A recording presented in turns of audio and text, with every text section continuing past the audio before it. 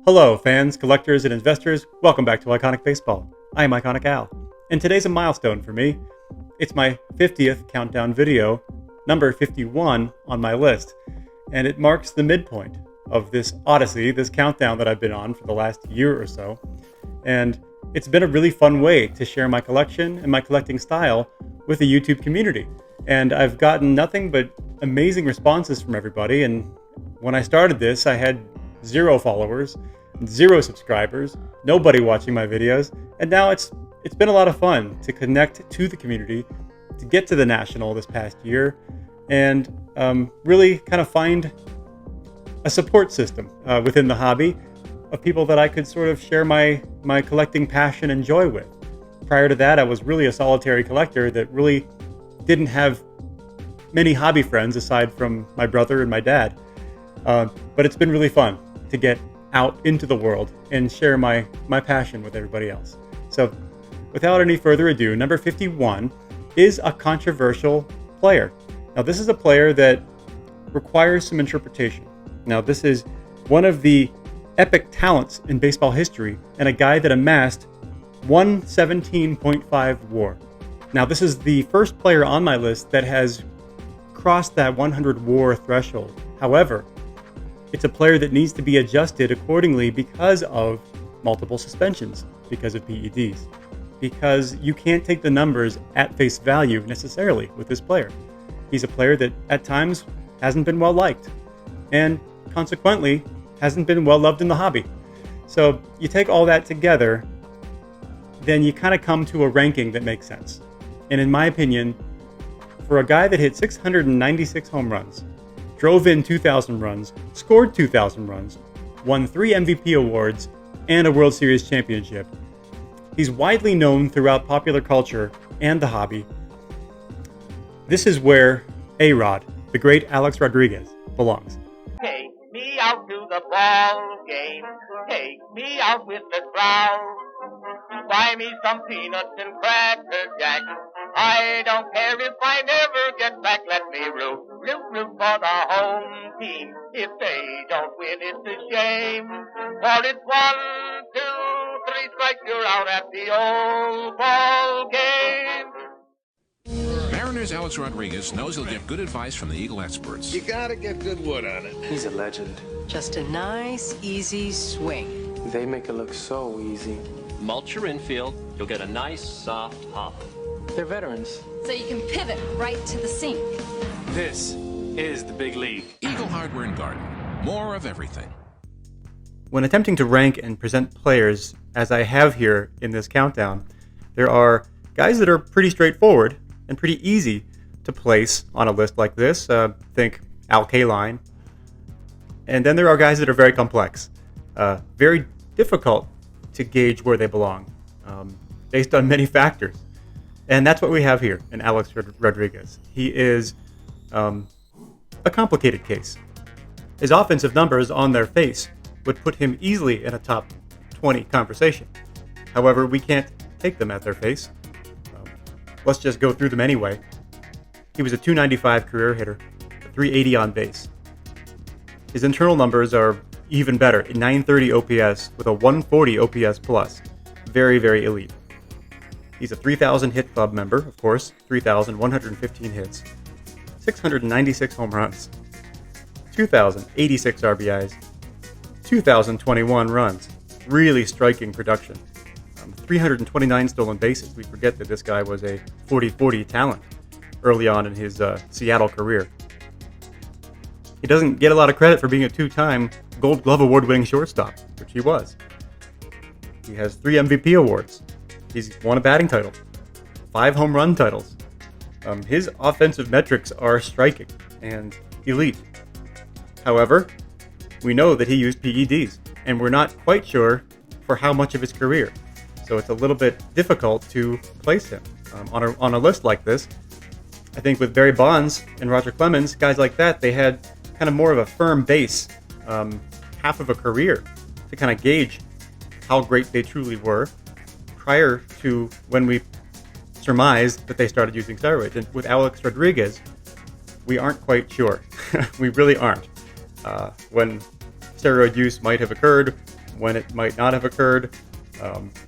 It's just kind of a big open question. And he did serve, I believe, 2 suspensions for PED use. And so he was a repeat offender. And he has rubbed people the wrong way throughout his career. So that's also a detractor. Hasn't been well liked in the game and in the hobby. I think he's starting to endear himself a little bit better to people in the game since his time as an analyst and covering baseball games on MLB Network. I think he's starting to kind of win people over a little bit with his commentating and how he breaks down games and how he analyzes batters and pitchers. I think he does a pretty good job, to be honest. So, the public opinion may shift further on Arod, and he might endear himself a little bit more to baseball fans going forward, and that would help, I think, help his legacy. Will Arod ever be a Hall of Famer? The way things are going, not anytime soon. However, things may shift over time, and the stance on these guys might soften. And if and when that happens, he may. As far as I'm concerned, as a fan and a collector, it's irrelevant to me. I consider Barry Bonds, Shoeless Joe Jackson, and Pete Rose among the top 50 players to ever play this game. Whether or not the Hall of Fame agrees or the baseball writers agree with me doesn't really matter. I try to do my rankings based on my opinions, my calculations. But the way I come down on Arod would be, his 117.5 WAR. I kind of take 20 WAR away. I basically dock him 20 WAR for steroid considerations. So I think of him more and rank him more as a 97 WAR player, 97.5 WAR player, and that's sort of where I have him placed on my list.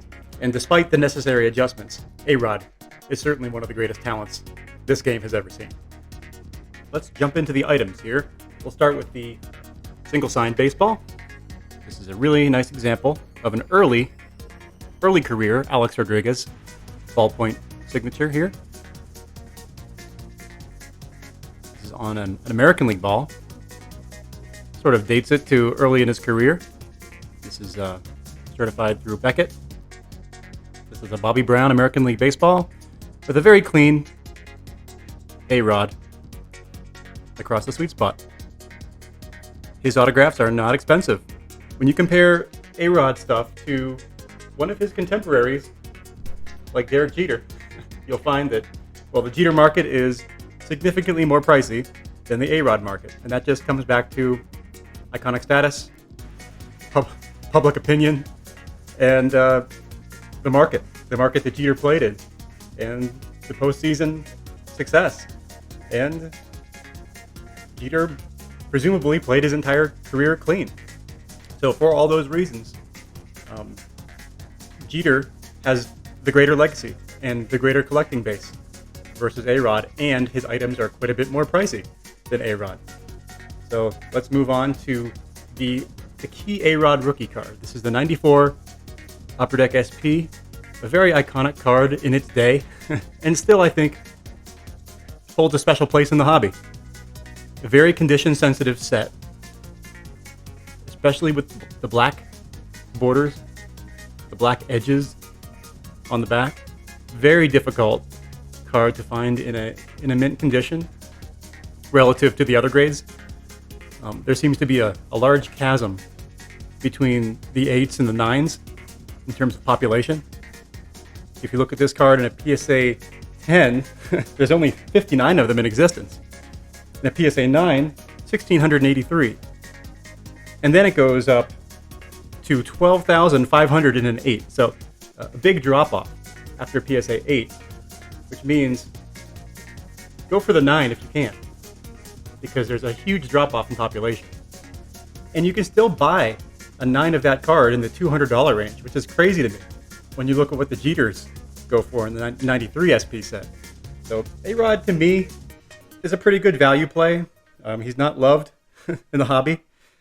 And I think maybe the hobby may come back around in future years and future decades.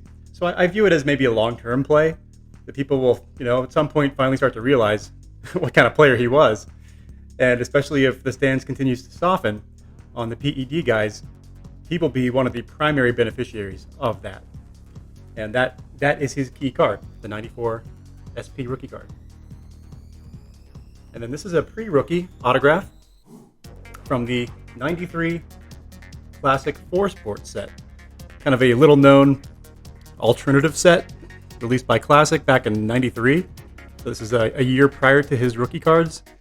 And he signed a boatload of these, 4,300.